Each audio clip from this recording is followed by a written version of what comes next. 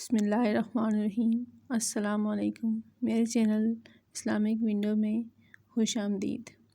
اس video میں صحیح بخاری کی پہلی حدیث پیش کی گئی ہے، جس کا موضوع اعمال کا دار و مدار نیتوں پر ہے۔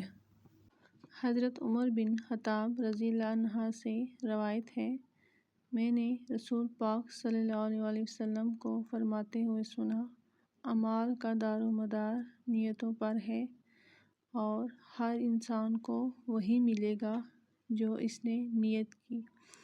جس نے دنیاوی فوائد کے لیے یا کسی عورت سے نکاح کے لیے ہجرت کی تو اس کی ہجرت اسی مقصد کے لیے شمار ہوگی جس کے لیے اس نے کی تھی۔